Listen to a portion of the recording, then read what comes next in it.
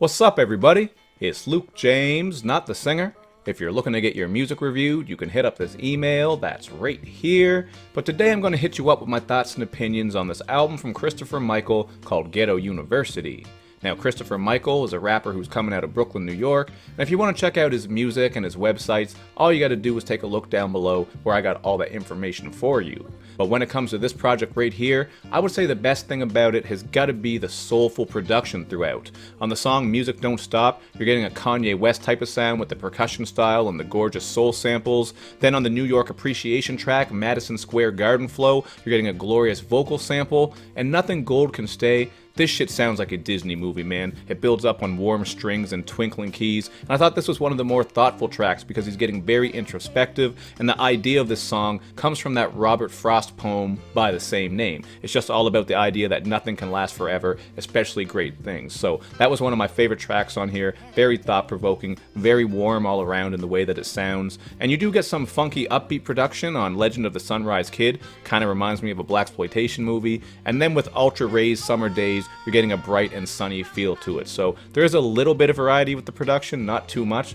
but overall I like pretty much every beat on here, so shout out to the producers for holding it down. I would say some of the rapping on these tracks though isn't overly inventive. You're not going to hear crazy flows, rhyme schemes, unique vocal styles, or anything like that, including from the feature Black Alex, who's the only feature on this album. There's really just not much to get excited about with the rapping on here, and that was one of the main issues I had. He doesn't do anything new or interesting when it comes with his general style. I feel like his rapping is very plain and uninventive at times, and for one specific example of that, just check out the song Little Brother, where you're getting some especially stiff flows, and also some Travis Scott straight up ad-libs thrown in there. So you're going to hear plenty of different influences throughout this project. Obviously the title of this album, Ghetto University, comes from Kanye. Some of the production sounds a bit like Kanye, some of the flows and his inflection at times sounds a bit like Kanye, and even on Welcome Back University, you're going to pick up on more of this, because you are going to get that "we in the house" being said on here, much like Kanye West did on Jay-Z's track Rock Boys. So, you know, just all these things here, it doesn't make for the most unique listen. I didn't find the rapping to be overly exceptional or overly engaging in any type of way, and that really did hold it back, which is too bad because I thought the production on here was pretty dope.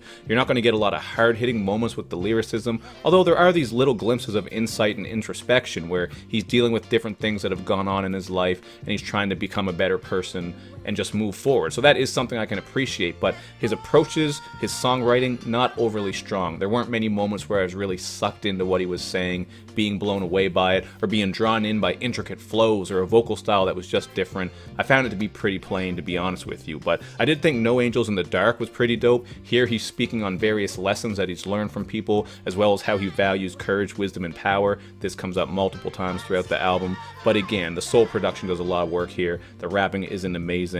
And then on Apollo 11, Chris is venting over this vocal back production about the general failings of the US government, as well as some gripes that he has with this generation. But, you know, the ideas just aren't expanded upon enough to be fascinating. There aren't a lot of interesting song approaches, as I said. I feel like the rapping overall needs to be better. It's not all out trash. I mean, he's on beat, he sounds confident when he raps, but it's just not overly engaging, and that is one of the main problems I have with this. So for me, this is a 5 out of 10. I think the production really does a lot of work here. I listened through this album multiple times, just trying to see if certain moments would jump out at me or really grab my attention with the lyricism or the rapping, and I didn't get that. I just say the rapping is kind of average. It's okay for what it is, but he does have some ideas here. Like, I see that he could do better if he put a bit more effort into the songwriting and worked more towards crafting an original style. But that's just my opinion, so you guys check it out for yourself and then hit me up in the comment section with your thoughts. And of course, make sure you do that good YouTube and social media stuff where you show me love and you show me lots of it.